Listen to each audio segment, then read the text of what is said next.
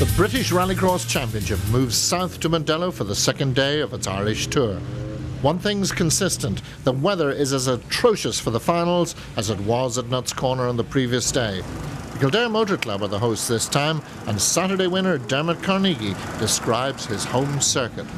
You go from the start into the first corner, which is usually, say, third or fourth gear for us. It's loose surface. Then you go down a bit of a straight and you come to what we call the hole in the hedge, which is very tight on a second gear corner. It's more or less like a hairpin.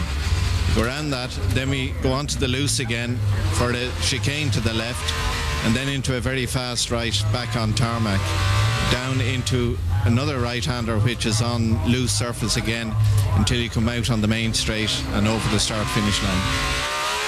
We're on board with the other Irishman who has taken the British Rallycross crown.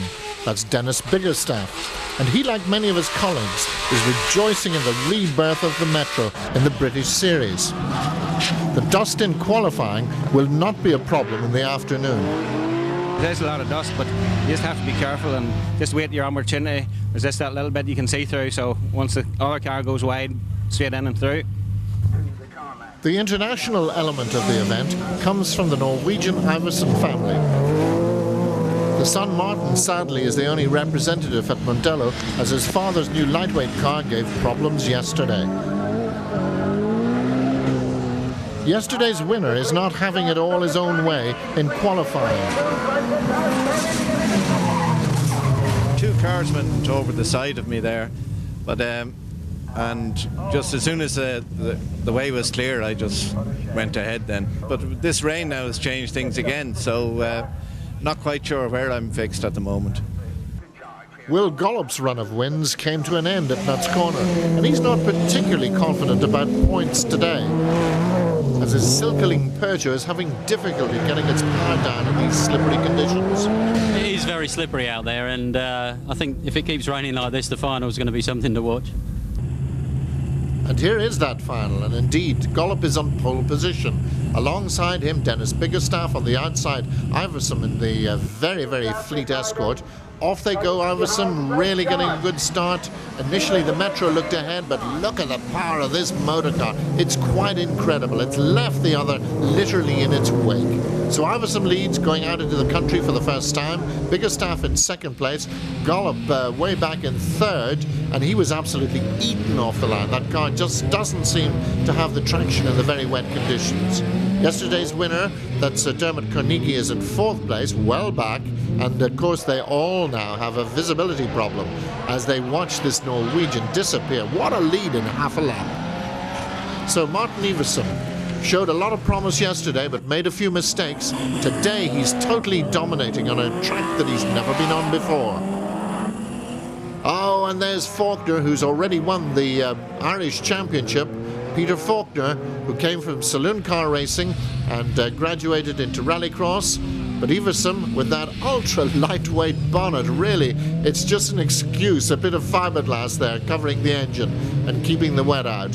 And he is totally dominating this event. We're on board with Denis Biggerstaff's Metro in second place at the moment and really fighting for grip. And this is a point that's giving them a lot of problem. Gollop goes down the inside. He must have it.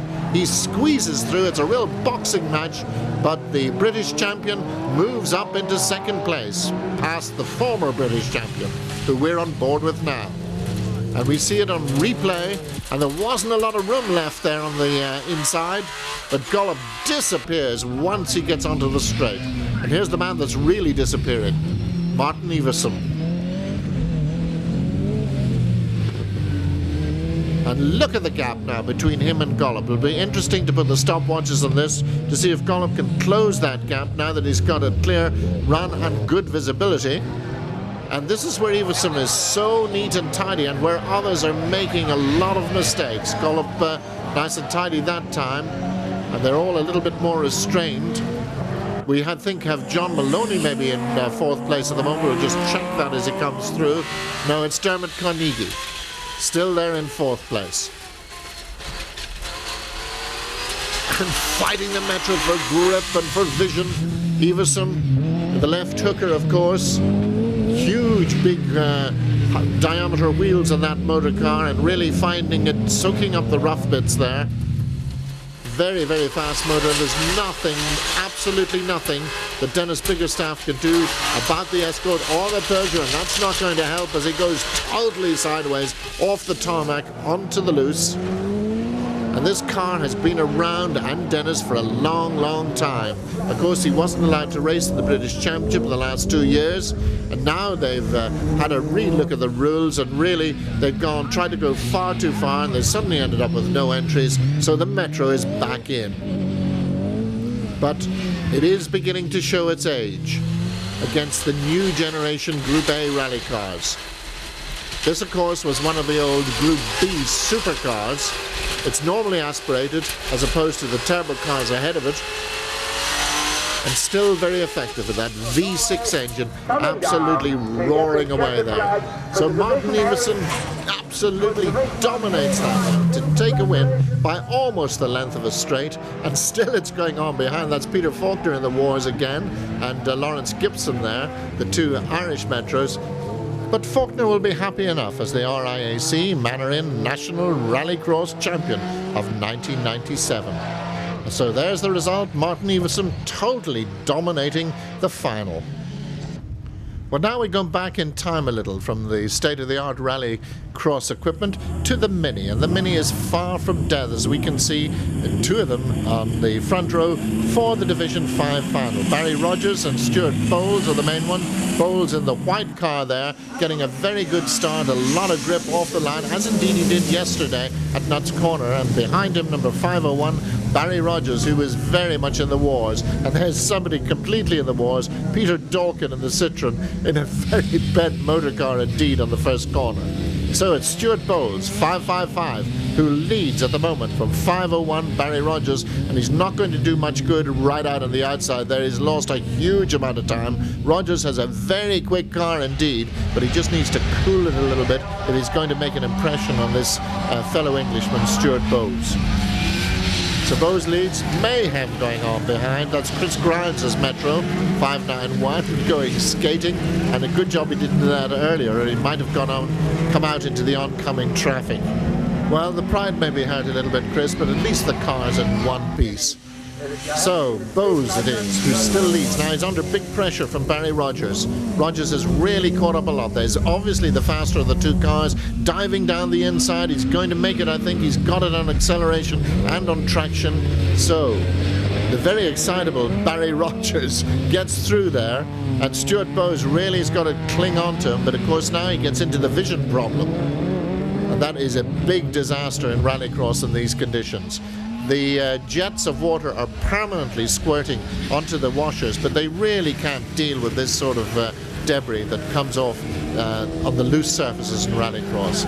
Looking back, great little battle going on here between 520 Peter Hampton and Cliff Buchanan. Buchanan in the Suzuki Swift, much newer shape of motor car, of course, but probably a lot less modified. Meanwhile, Barry Rogers now with a clear road is really out ahead, and any resemblance to the Minis that we used to know, and this car is probably purely coincidental. Highly modified machines, as you can see, with huge wheels. I'm talking about modified. That's Cliff Buchanan, who's not going to get out of the tires today. Well and truly in. So Barry Rogers continues to lead.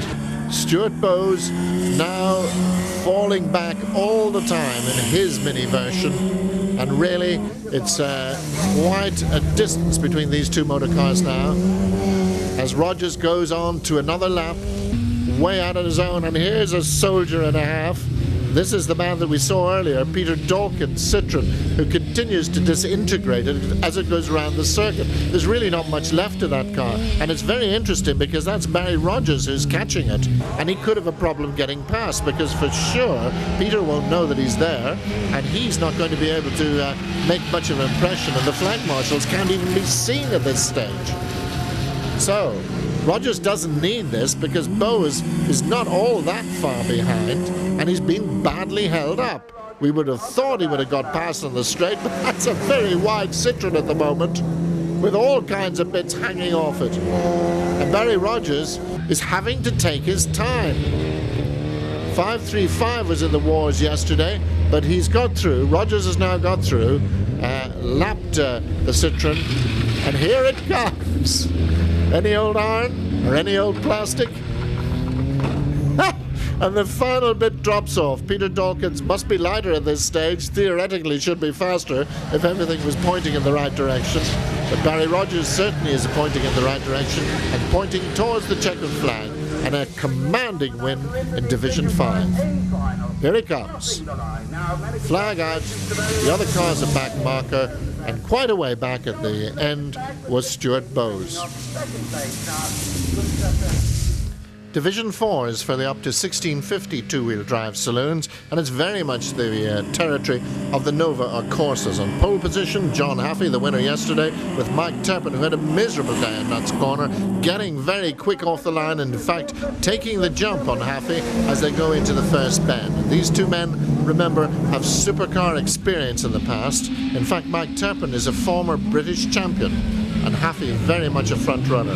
In third place there, Dave Ward in the Metro number 441, and just behind him, 428, was Trevor Gamble. And they're having quite a little battle. Gamble went forward there for a minute or two, and now it looks like Ward has got him back again. And look at Haffey! Haffey in a most enormous slide in the background. Gamble was doing the same thing, and round goes the local man, Michael Coyne from Tala. The old Mark II Escort looking a little bit ancient at this stage, but absolutely nobody to touch at the moment. Mike Turpin, Englishman, not a very young man, but a very beautiful driver, very competent indeed. Used to race a Metro, and like many was very annoyed when the Metro was banned out of the British Championship. That's in fact when he bought the Nova. We're looking back now from John Haffey's car, and we're looking back at Dave Ward, who seems to be catching. He's certainly quick over the rough stuff. Haffey always getting into trouble in that corner, and this is Ward who really makes up the ground. And he's very, very quick onto the loose, but then loses out on the tarmac. The superior power of the little Opel. So this is the battle for second place. John Haffey, runaway winner yesterday, but was unable to take the place that he deserved to get into the super final. So he had some kind of a problem. Don't know what it was. But Brian Ward was very much in the running also in his Metro. Highly modified, of course. Up to 1650cc is allowed in this class. And here he comes again on the attack over the rumble strips. And once again, Haffey gets a wide, and Ward is trying to get the nose down the inside. It couldn't be closer. There must be contact there. Our camera is actually on the roof of John Haffey's car looking back. And once again on the tarmac he pulls away. You'll just see that little black mark of the camera there as they go out into the country once again. Dave Ward then holding on, and of course once again this big disadvantage of not being able to see properly when you're that close to another car in these conditions. And he got it a little bit out of shape there, but this is where he pounds over the rough stuff, getting pretty cut up in that part of the course. And this is the place where John Haffey has the problem every time, and once again that time, and once again Ward comes alongside him. Surely he can't get around the outside. Haffey's not going to make that easy for him, and indeed he didn't. And once again he can hold him. If he can hold him off onto that straight, he's happy enough. But again, Ward late on the brakes, very quick onto the loose. Great pictures we're getting here from the roof cam on John Haffey's car. And you could just see way in the distance the little yellow dot. That, of course, is Mike Turpin, the leader. But this time Ward has really fallen back. He must have missed a gear there. And I think the battle for second may be over. Mike Turpin, an easy winner, and most dominant wins of the day, takes the checkered flag. Again, nearly a straight ahead of John Haffey. And in third place is going to be Dave Ward, who had a great fight for that position. So there's the result. Ward third, Trevor Gamble fourth, and Gordon Rogers fifth. And the other winners at Mondello. Division 2 winner, Davy Francis. 2 wins in a weekend. Very good. Nazar held on to Clive Richardson yesterday, but today he's the top man. And Paul Broach in another Peugeot is the Division 6 winner. Holfeld, another man with 2 wins in the weekend in the Group N class. And again, another double winner, Andrew Scott, whose little Toyota MR2 has done valiant work in Ireland. And now for the super final for the 8 fastest cars, although only 7 accept the invitation. Gollop is one of them, the British champion, as is Denis Biggerstaff in his Metro, a former British champion. And the crowds have stayed on in their hundreds to watch this final 5-lap fling. Martin Iversen will be on pole position. Alongside him, Will Gollop. Then, surprise, surprise, Helmut Holfeld in the Group N Subaru on the outside of the front row. Biggerstaff, Carnegie, and Bell and Moloney are all in there. That's the Magnificent 7 as they're ready to go for the first corner. Who's going to make the jump? Iversen a little bit slow off that time. Gollop's got it. Gollop goes through. Iversen in second place. Biggerstaff third. Then it's Carnegie, then Moloney, then Holfeld.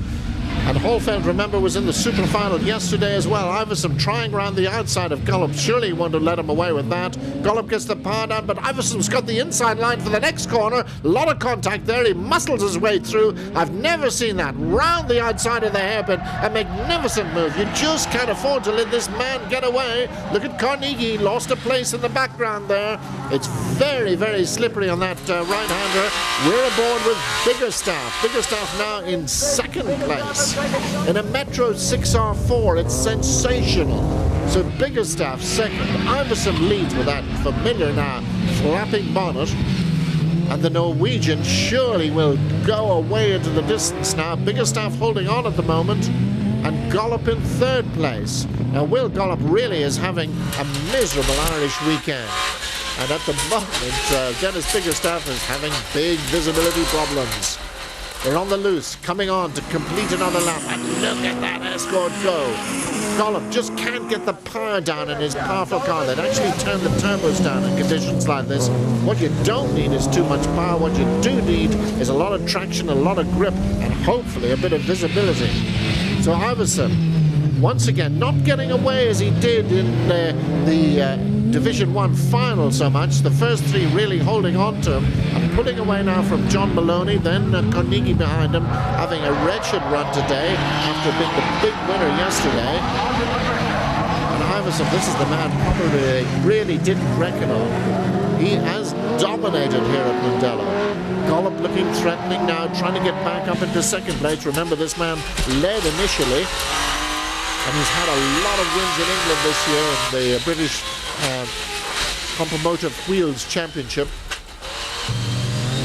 And here he is, he's shadowing the little Metro as he did yesterday. Must be sick to death in the sight of the back of that motor car, if he can see it, that is. Iversen, and Gollop off in the most enormous way, but that takes courage. He just kept the foot in it and kept going. He lost a little bit of time, but he would have lost a lot more if he backed off and spun at that point. So you can count Will Gollop out of first place, that's for sure, and out of second possibly too. He will, I'm sure, even as experienced as Will Gollop is. He must have been rallycrossing for 15, nearly 20 years. I can remember him coming to Boyd's Quarry in the early days in the Saab.